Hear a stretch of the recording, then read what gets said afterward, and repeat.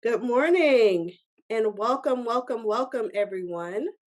My name is Alexandria Russell, and I am the postdoctoral fellow for the Scarlet and Black Project here at Rutgers University. It is my pleasure to welcome you all here to our virtual symposium. All of our Zoom webinar sessions will be recorded, and we also have closed captioning and a live transcript at the bottom of your screen. Please let us know where you're joining us from in the chat. I am coming to you live from Highland Park, New Jersey. So we like to know where you're coming to us from. And remember, enter any questions that you have in our Q&A box.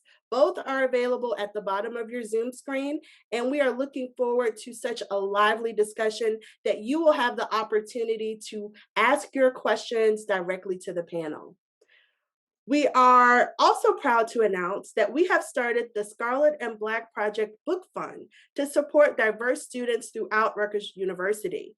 And we will be telling you more about that throughout the symposium. Before we begin our panel, Art and Archives of the Scarlet and Black Project, I would like to introduce our project co-chair and co-editor to all three volumes, Board of Governors Distinguished Professor of History, Deborah Gray White, for some opening remarks. Professor White. Well, good morning.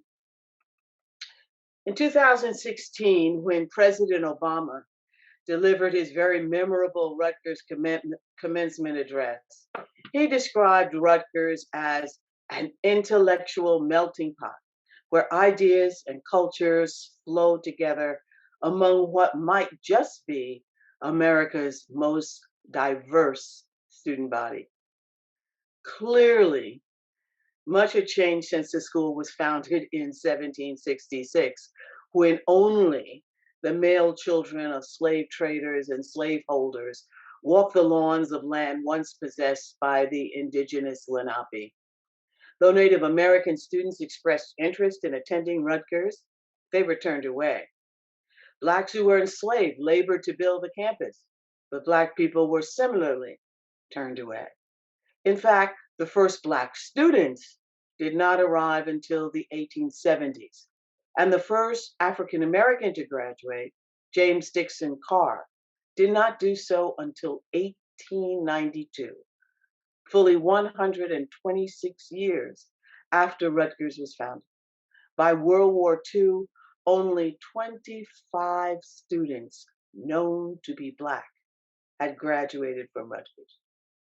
The history of Rutgers' transformation from a lily-white institution to what the U.S. News and World Report calls, quote, the most diverse school in the nation, is recounted in the 3 volumes that this symposium celebrates. We have traced Rutgers' history, primarily with African Americans, through more than 250 years, and are particularly pleased to highlight the 3rd and final volume with this symposium. Whereas the first volume showed us how Rutgers founders grew rich from the profits of slavery, how they justified Black debasement, and how New Brunswick African Americans resisted white control. And volume 2 showed us how the first Black students navigated the exclusive white campus population and culture. Volume 3, Scarlet and Black, Making Black Lives Matter at Rutgers, 1945 to 2020, now demonstrates how African American students at Rutgers defied the status quo and made the university racially and culturally diverse. It shows how Black students on the Newark, New Brunswick, and Camden campuses applied pressure that not only changed admissions policies, but also the campus cultures and curriculums. In the late 1960s and early 70s, Black and Puerto Rican students insisted that they mattered, and they changed Rutgers. With this new volume of Scarlet and Black, we celebrate their accomplishment. Today and tomorrow, you'll learn about the project and about the movement that brought about that change.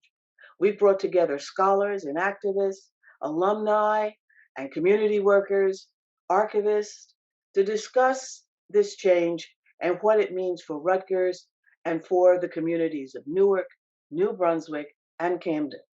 We will also hear from our new president, Dr. Jonathan Scott Holloway, whose academic expertise in African American history makes him uniquely qualified to help us understand why Black Lives Matter, particularly at Rutgers. This project began in 2015 after the then New Brunswick Chancellor Richard Edwards met with minority students who felt that improving the racial and cultural climate at Rutgers was impossible without first answering questions about the university's history. Inasmuch as Rutgers was approaching its 250th anniversary, Chancellor Edwards agreed that the time was right for the Rutgers community to reckon with its unsettling history.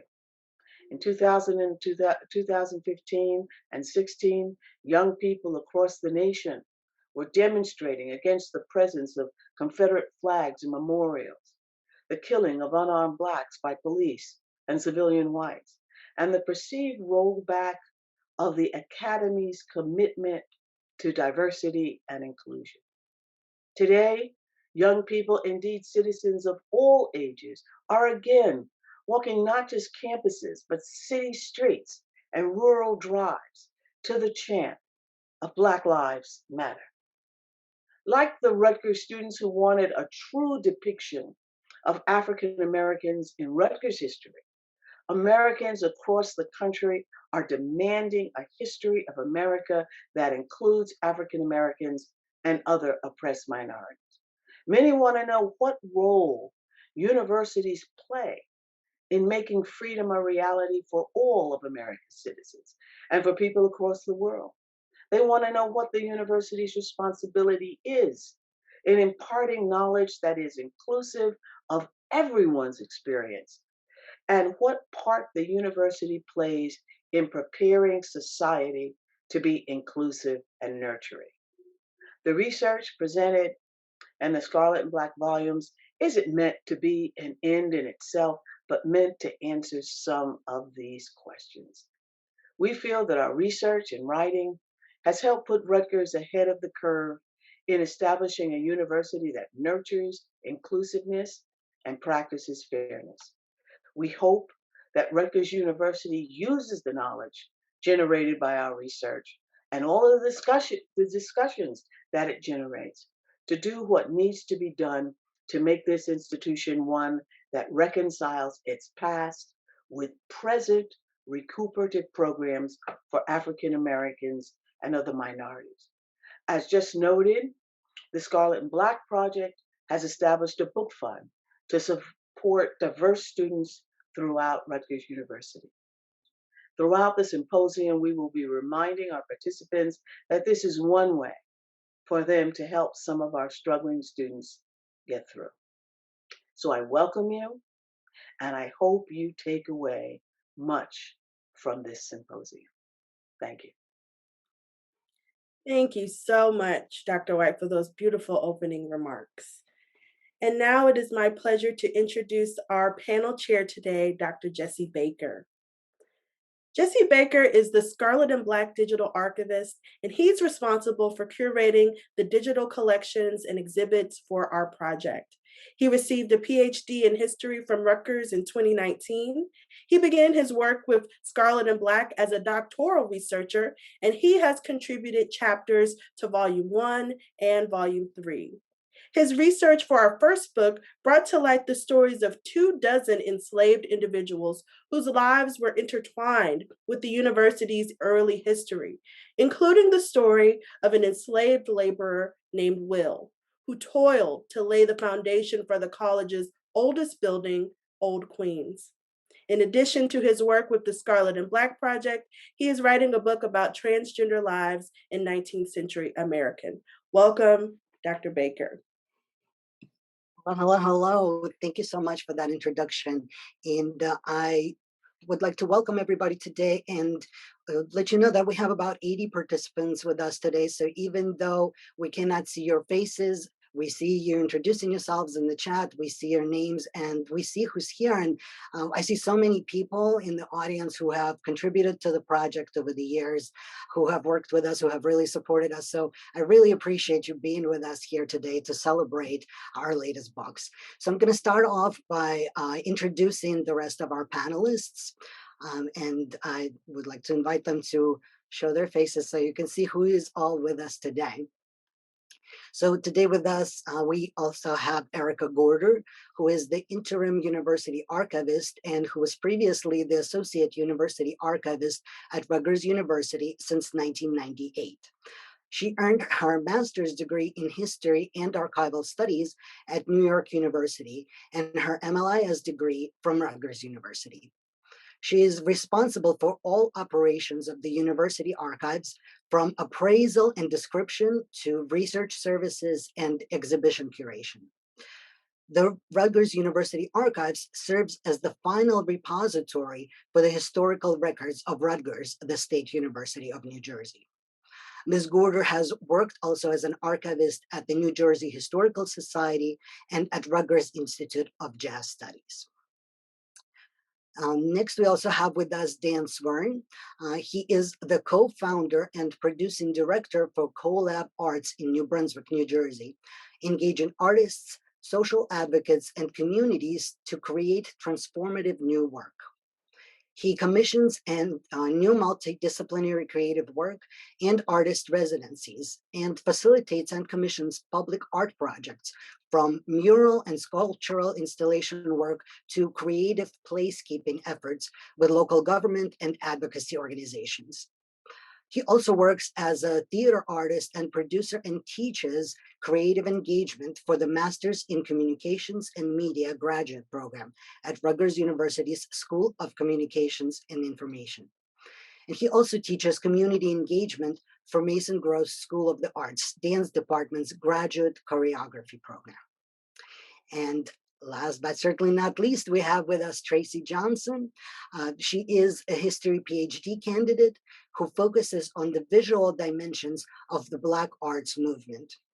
Her dissertation is titled Carving Out a Space for Themselves, Black Artists in New York City from 1929 to 1989.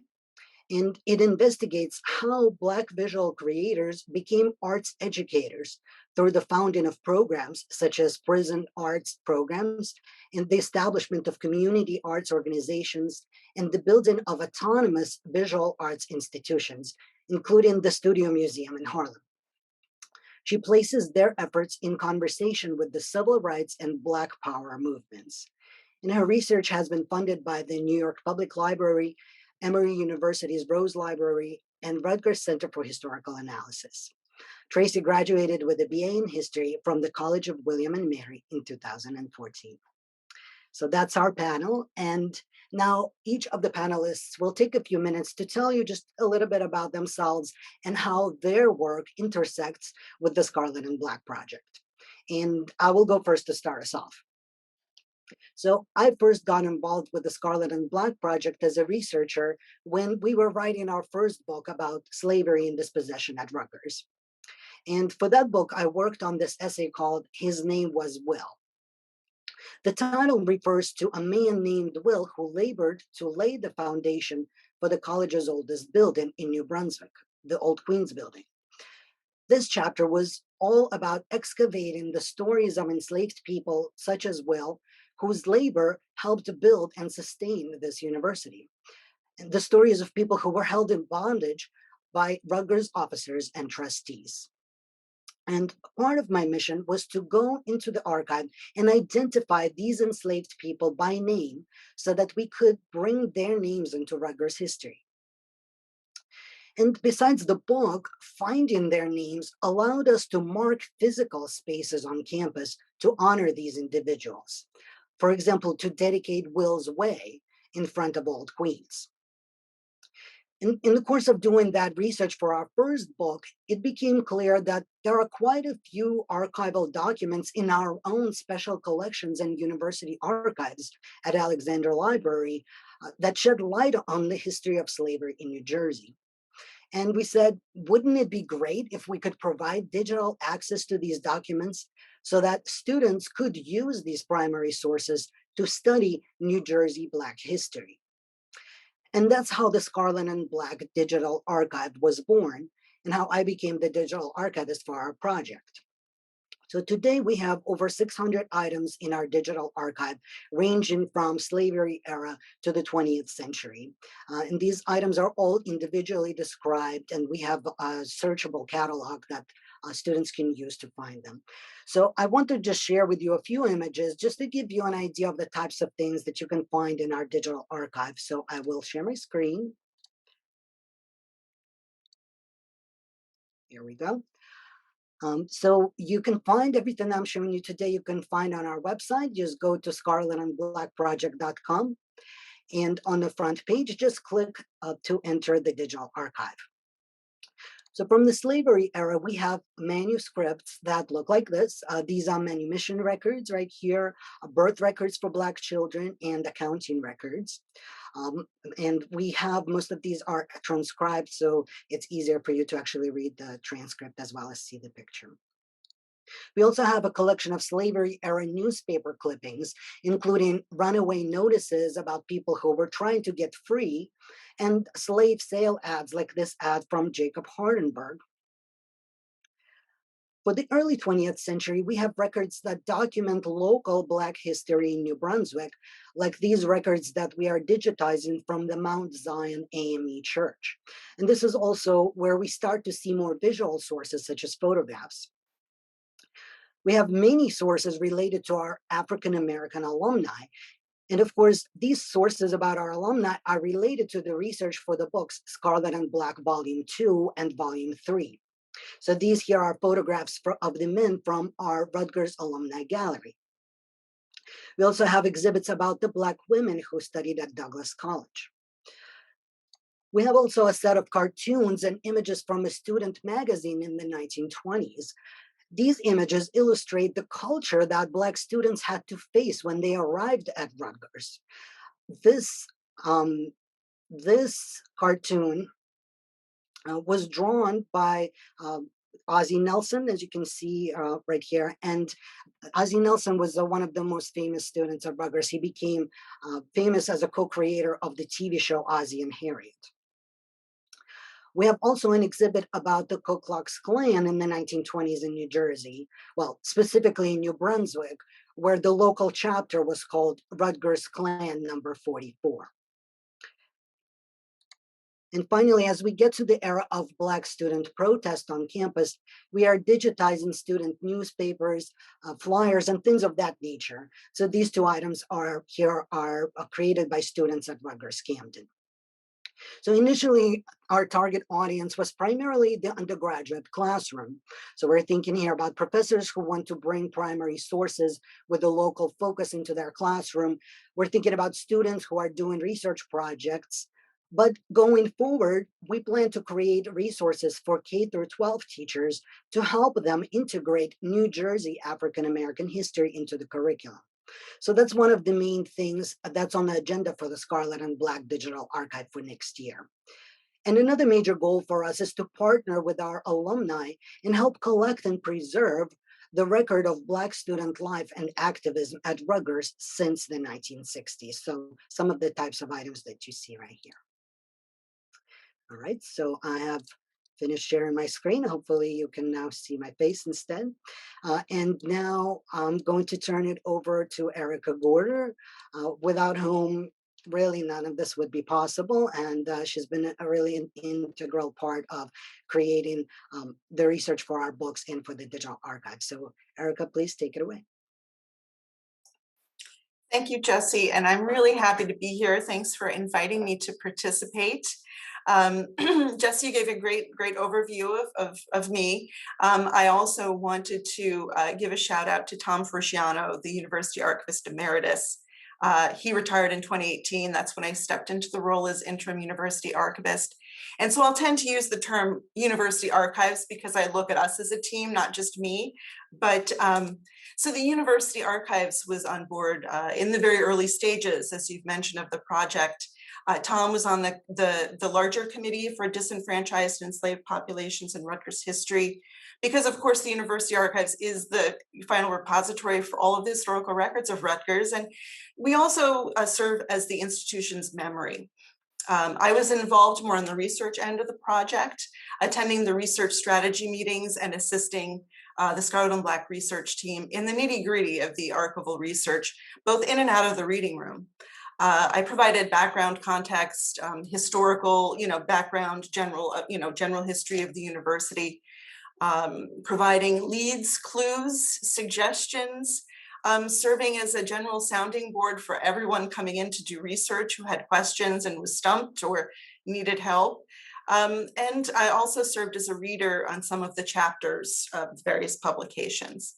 I mentioned just now, we provided important background information, particularly the early years of the college, specifically for volume 1, and regarding genealogy, also church history, because some of the older records of the colonial period were in some ways much more inaccessible or tricky to work with than more modern types of records that historians of contemporary and modern history are accustomed to. And of course, we assisted with the more modern records as we spanned this huge time span of Rutgers history, 250 years, so there was a lot in the archives that needed to be navigated, that we had to navigate through. I also helped, I think I helped the researchers understand some methodologies when using institutional records. These are, the administrative records created in the course of the everyday business of the university and people. But, they can be very dry and they can be hard to get through and sort of glean what you need to out of them. So there are many other types of documentation as well in the archives, and Jesse showed some examples of them in his PowerPoint. The challenge for a researcher, I think, is to kind of figure out, well, what office, what would the Board of Trustees or the president, or whose records would have information that speak to what we're talking about. And so that's sort of where I came in and Tom came in to give a lot of information and just to help the challenge of working with institutional records. And of course, Scarlet and Black utilized the papers, personal papers of individuals, and also, the Middlesex County records where the manumissions records are kept and the record of Black births. But finally, throughout the project, I really just provided a lot of support and assistance, and it was really a rewarding experience. And of course, with the digital project, I assisted Jesse in locating and scanning copies of the images and documents, both for the books and for the digital archive. And I know we have much more to talk about, so I will wrap up. I have much more to say, but I'll leave you with one thought.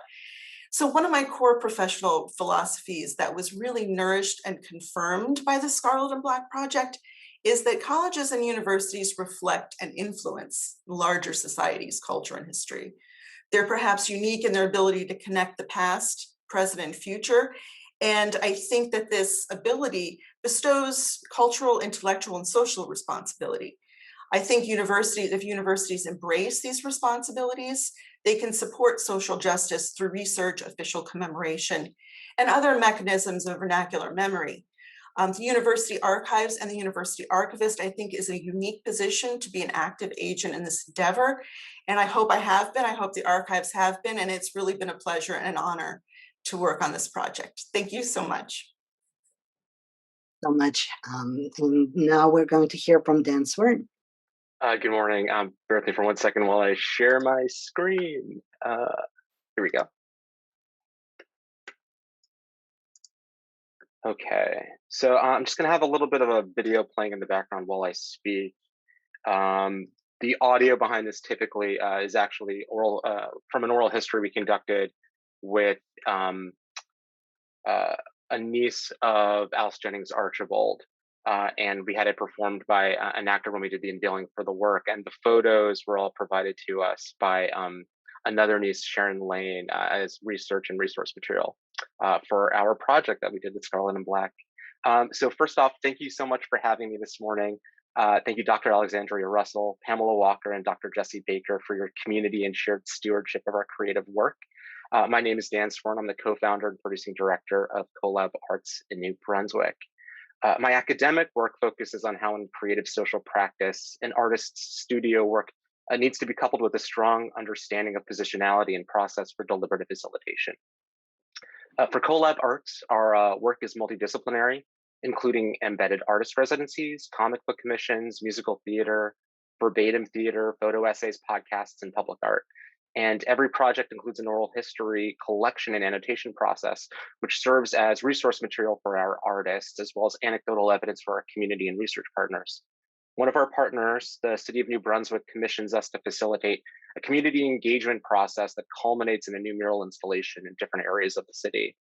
And for 2020, we were tasked with producing a new mural series in Alice Jennings Archibald Park, adjacent to McKinley Community School. And when we initially committed to and planned out the project, it was September 2019, very pre-pandemic. Our whole design process was built around student and immediate neighborhood engagement to inform the story of the work, including local oral history. Our lead artist assigned to this project, R.H. Does, is white, Hungarian, born and raised in New Brunswick, an educator, and had already facilitated incredibly strong intercultural work with us elsewhere in the city. However, once we were in lockdown, we really had to rethink and refocus the narrative of the project. And where we landed was to move forward through the park's namesake, Alice Jennings Archibald, and that we'd create a legacy piece meant to be in conversation with the elementary students at McKinley. And what that also triggered was the realization that for years, our community-based focus on storytelling and support had been squarely placed on our local Latino community. This would be the first project where our organization would be predominantly facilitating storytelling around the African-American experience in New Brunswick. And I share this because when we typically engage in a new public art project, it's with the intention to produce a community conversation of benefit to collective understanding or place-based identity that culminates with an artifact as a reminder of that work. And what became different about this project was as we set upon our research in the spring and summer of 2020, and as we developed new partnerships, is that it became incredibly hard to resist centering ourselves in the work, not in any way that would harm the art, its partners, or its intention, but because it became incredibly important for coLAB Arts as an institution to listen, learn, and change. This mural would be an artifact stating as to whether or not we could. The mural series, It Is Better to Light a Candle Than Curse the Darkness, is a 4-panel installation that focuses on Mrs. Archibald's community service, and in the words of her family members, an adamant belief that a successful life is predicated on a rigorous education. Scarlet and Black's importance goes well beyond the archive. Its work champions a critical practice for academics and professional practitioners engaging in research and new project development. For example, later today, I'll be meeting with a community partner to discuss the creation of a mural in Jersey City in honor of the United Auto Workers Union. And I have to make sure that we include conversations about how union leadership may not have reflected everyone in that union and how that relates to the composition of the neighborhood that will be benefiting from the mural. I have to bring up the present moment, and that if we're going to have community conversations in designing this mural, we have to acknowledge that protest in the time of racial reckoning is not different from protesting on the assembly line. And when I started teaching spatial justice work to my undergraduate communications students at Rutgers last semester, all seniors, I was incredibly excited to bring the positionality work and structural and program-based anti-racism process that I was engaged in publicly into the classroom. And I was incredibly grateful for the excitement and willingness of my students to participate and push themselves to design their own deliberative facilitation process. For their first virtual class presentation, they were each tasked with setting the table for the work they'd be focusing on through the semester and identifying their key project inclusions, namely the New Brunswick community of benefit and the historical and social context for their marginalization. And God bless them, their hearts were in the right place, but they performed exactly as undergraduate students pushed to present for the first time in a new class are expected, playing fast and loose with the details, being non-committal with the historical facts, rushing or ho-humming through their presentation. And where I may have previously let that first desperate work slide, like thank God they at least made it through the end without crumbling, I couldn't, because this became the most important lesson I've learned through this collaboration in the way I teach positionality. If you can't respect the history, the language, and the experience of the community with whom you're working, simply by giving it your full presence of mind and curiosity, then the work that you lead will fail or pale to its potential. So let me say a little bit about Scarlet and Black from my own point of view. There are going to be a number of superlatives shared about their work, so I'll limit mine to one. New Brunswick is absolutely a story of two cities, one residential and one institutional. It's a port of call city for immigrants and a hub of research and innovation. And the relationship between the two is mainly framed around a paternalistic instinct towards community salve or healing. Where Scarlet and Black separates itself is that its work is fundamentally built upon the understanding that our institutional history is built upon the labor and exclusion of our adjacent communities. What I see and what I hope continues as their course, as their future course, is that they serve as a model for training students and faculty to not hoard their learning, but to apply it and make it accessible for our community. Maybe even design their teaching and research with the community in mind. Thank you. Thank you so much. And now we will go to Tracey Johnson. Hi, thank you for having me today. So I first began working for Scarlet and Black on the Scarlet and Black Project in 2016. It was my first year as a graduate student, and I'm a 20th century historian, but I had the privilege to gain the experience conducting early 19th century history, which is not easy at all. In the first volume, I researched about how white students learned about race and racial difference from their professors at Rutgers College, many of whom were slave owners and also members of the American Colonization Society. In the second volume, I researched about Ile Walden, who was one of the first of two Black students at the New Brunswick Theological Seminary. And for the third volume, I wrote about anti-apartheid activism in the late 1970s and 1980s at Rutgers. I've also worked at the Zimmerli Art Museum as a Mellon Fellow on a project that was inspired by Scarlet and Black that worked to reinterpret exhibition text for some of the portraits in the college's collections. So one of the most exciting things for me about the Scarlet and Black Project, as I've seen it grow over the years, is not just the multiple volumes of books, which are great, but also these public history initiatives, public art, tours, and really just the remembrance and naming of Black students and Black residents of New Brunswick that are so integral to this history of Rutgers and New Brunswick in general.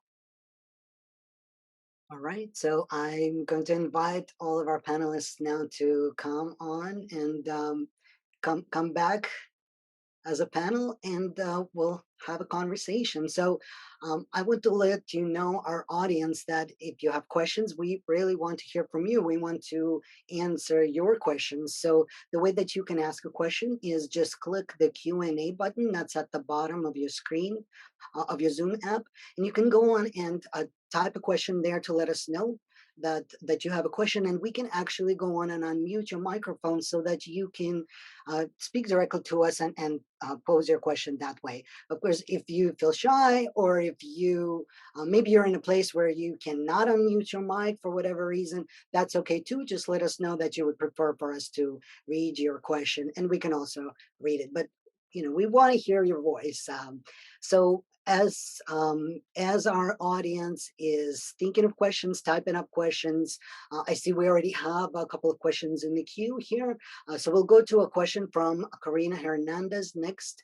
But at first, I want to start us off by, actually, I have a question for Erika. Because you said that you have a lot more to share and say, and I do want to hear more. You let us know how the University Archives has impacted the work that we have done with Scarlet and Black, but I wonder if you can also speak a little bit more about how the Scarlet and Black Project itself in turn influences university archives. Well, thank you. Yeah, it's a great question. I had sort of a two-part answer to that. I think, as I mentioned before, I think, the University Archives has been sort of a guide throughout this whole process. And I did want to, kind of circle back a little bit to, how challenging doing research of disenfranchised and marginalized people and erased people really is, especially in the colonial period, but even throughout the 20th century. And, whether by accident or selection practice, records that illustrate the lives of the enslaved and disenfranchised individuals are often scarce. And you really need to, and the researchers know that, you know, everybody who's worked on Scarlet Black knows this, is that you have to be creative. You have to really coax the truth out of the records. And so I just wanted to talk, and I definitely want to talk about how Scarlet and Black has impacted the archives. But I just wanted to sort of give an example of, I happen to be in the archives today. So Jesse mentioned this. This is the construction book for the Old Queen's building. And don't worry, it's safe. It's, you know, I am in the office. And, you know, we had been preparing, you know, university, you know, archivists see this kind of stuff every day. And, you know, we take things for granted. And so, you know, Tom and I had been working on the 250 exhibition, and, you know, we had known about this ledger, you know, and of course, you know, Craig Wilder's Ebony and Ivy had come out, and we started really getting interested in this. And I remember thinking to myself, okay, I'm going to check this book because that's the place, right? You know, we don't have a collection called Slavery or African Americans at Rutgers. We had to sort of, we're sort of building that through Scarlet and Black, right? But so, you know, I decided to read through the whole ledger, which is really, really difficult, by the way, to read through an early 19th century handwriting, et cetera. So, and we found that entry, and I don't know, I wanted to show people that that's that entry first for that we found. And that was used and sort of formed the basis. This is the entry of Jacob Dunham and the labor of his Negro in the building of Old Queens. And I think this was sort of a you know, a really important piece of the puzzle that really kind of started things rolling. But let me just not share my screen. Excuse me, everybody. Okay, all righty. So, you know, again, helping scholars navigate. But one of the things that I think Scarlet and Black has helped us with is really something very simple, and that is awareness. As I mentioned before, we have been aware, you know, of you know, these things sort of obliquely, right? And as archivists, we have to, you know, do a lot. And answer a lot of reference questions, but this was something that Scarlet and Black really solidified for the archives. You know, we sort of knew about this, but this project really got us thinking. And it prompted us to think about, well, what other records do we have in our holdings? And of course, Scarlet and Black is a wide time span. So there could be a lot. And that's really, what could we reveal when we start looking at archival records from a different perspective? Also questions like, how do we address the dearth of documentation of marginalized and erased people in the archives? Who else have we forgotten? And so we're revisiting things like documentation strategies in general. I mean, we're obligated to collect the official records of the university, and those can be very dry and kind of obscure and opaque. It's really hard to get at those.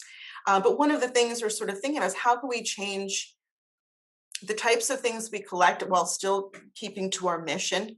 How can we write finding aids and describe our holdings in different ways that might elucidate, you know, and assist researchers more?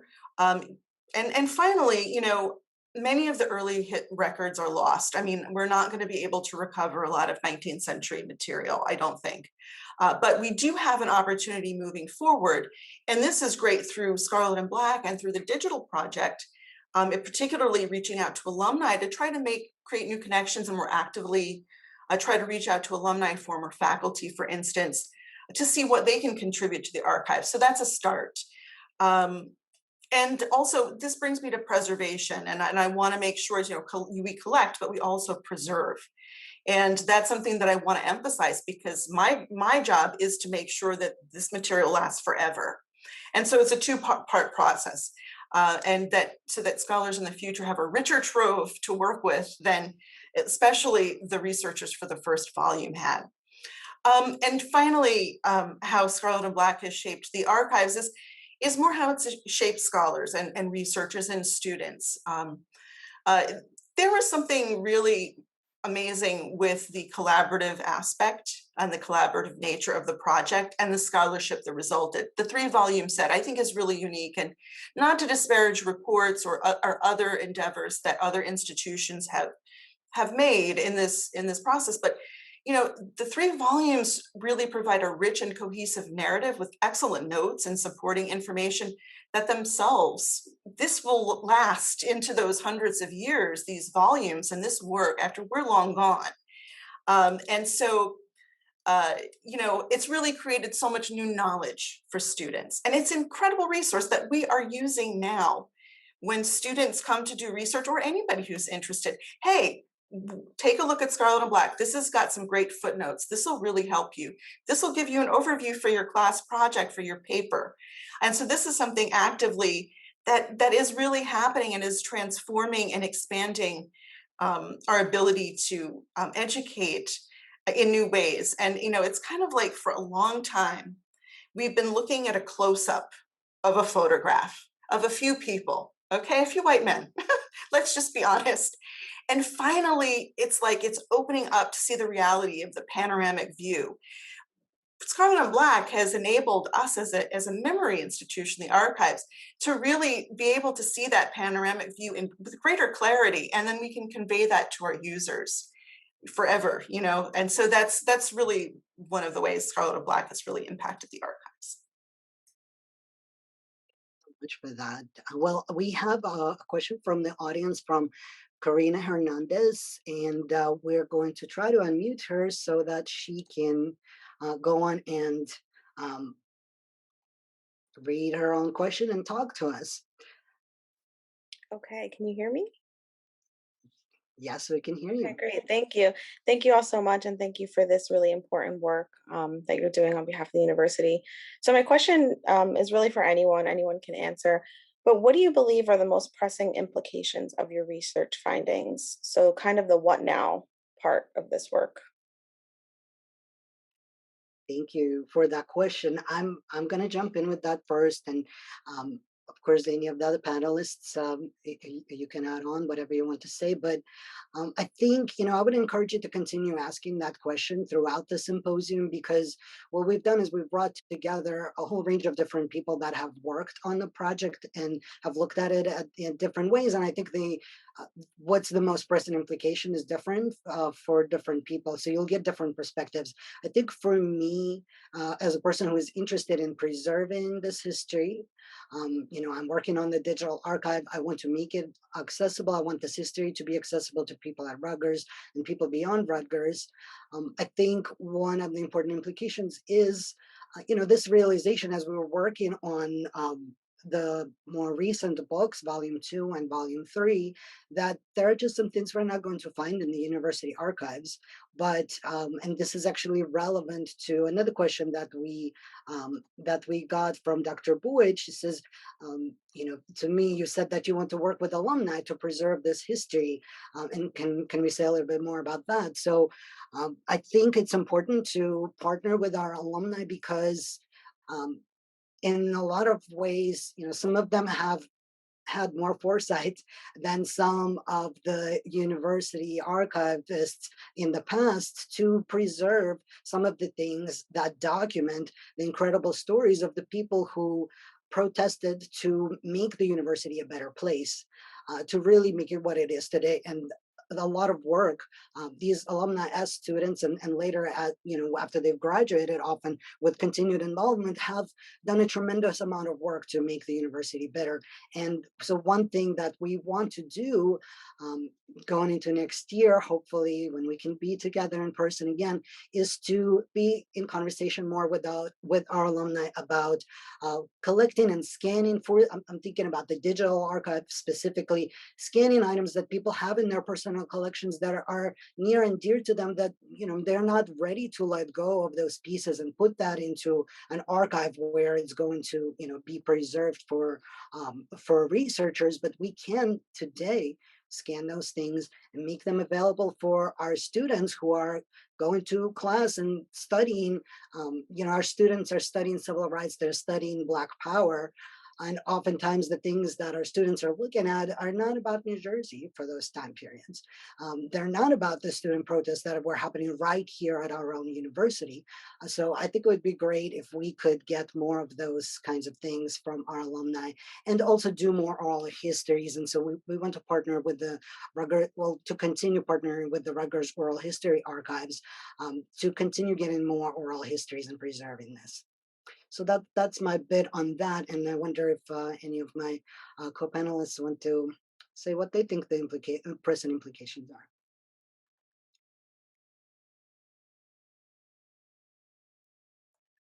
I just agree with Jesse. Oh. I'm sorry, I can't wait to start thinking about collecting materials from a former alumni or the family of alumni as well. Okay, we have, I see another question in the Q&A from Amanda Potter. So I'm wondering if we can unmute Amanda Potter so that she can ask her question.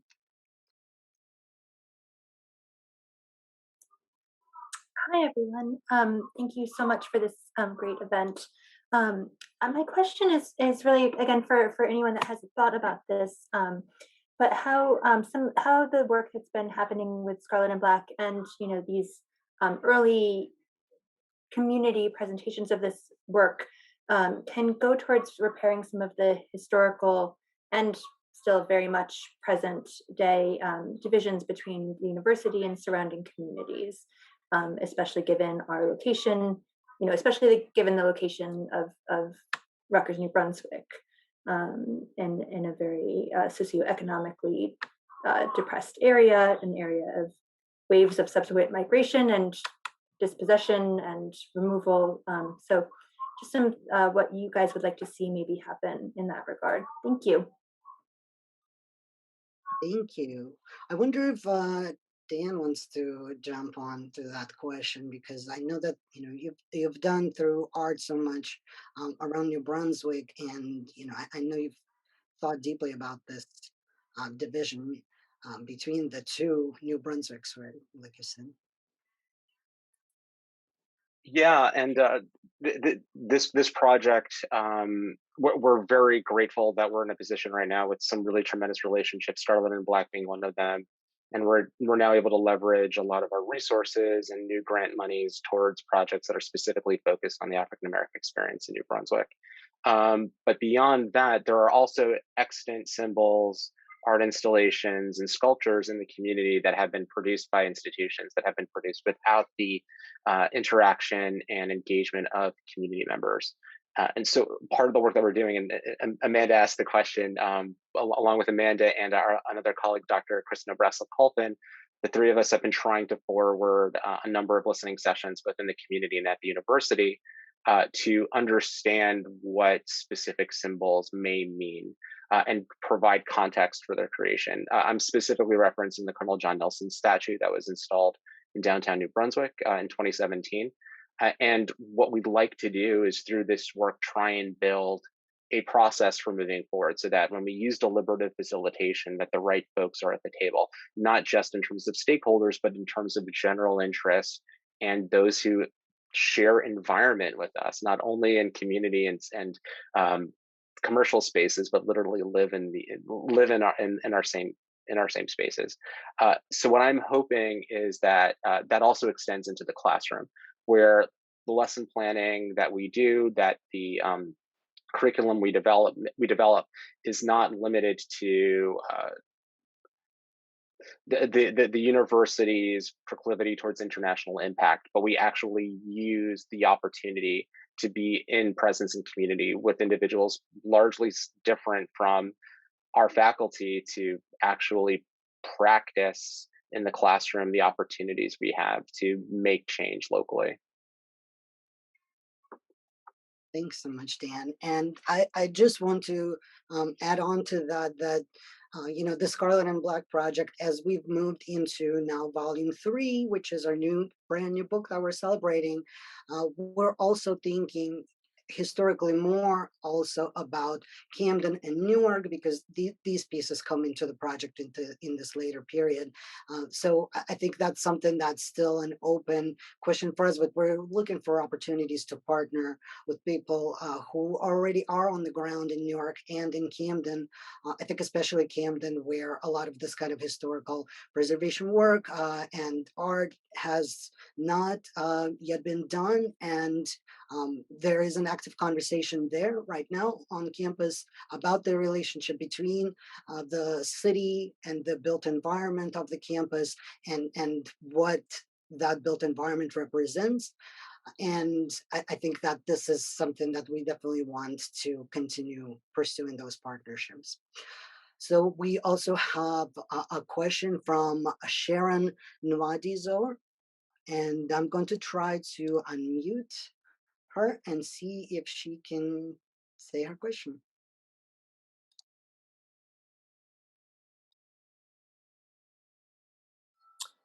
Hi, can you all hear me? Yes, thank you. First, I would like to say that I really, really enjoy this event. I gained a lot of information from it, just knowing like the background research and how you guys play a huge role in our community. Um, so my question was really more so on like the back end of while doing the research, sort of geared towards like emotions or different types of things that were learned while doing the research that may have came off surprising, or like, I know one of the panelists said that they were 20th century, which means that, they had to do research from the 19th century. And I was just wondering, like, the emotions that came from that, anything different from what you were taught in school or like your school curriculum that kind of like shocked you in a way. Yeah, I guess I can answer that. So even one thing that did surprise me, actually, that was in the latest volume, which was 20th century, even though I'm a 20th century historian, was writing about the anti-apartheid movement and the student activism around it. Rutgers students were very active in the movement for divestment from South Africa. And when you hear about narratives of the student new left, you kind of hear of these like multiracial coalitions, and even thinking about Rutgers as it is today being very diverse. But when I was going through in the archives, and I was reading about how much racial tension there was between the students, the Black students and the white students, the Black students and the Jewish students, when Jesse Jackson came to speak, he had just recently said some, anti-Jewish remarks, but students still wanted him to come to Rutgers to speak about anti-apartheid. So there was just a lot of internal tension between the students. Whereas when you really read about, when I was an undergrad reading about the anti-apartheid movement, it seemed like it was kind of this rainbow coalition that really came together, and it was, all happy, but there was a lot of tension. So that was one thing that surprised me. Anybody want to speak to the kind of emotional side of doing this kind of research and finding things in the archive and what that's like? Or hearing people's oral histories for Dan's work more? I mean, one thing I can contribute in terms of the emotional impact and personal experience in that way is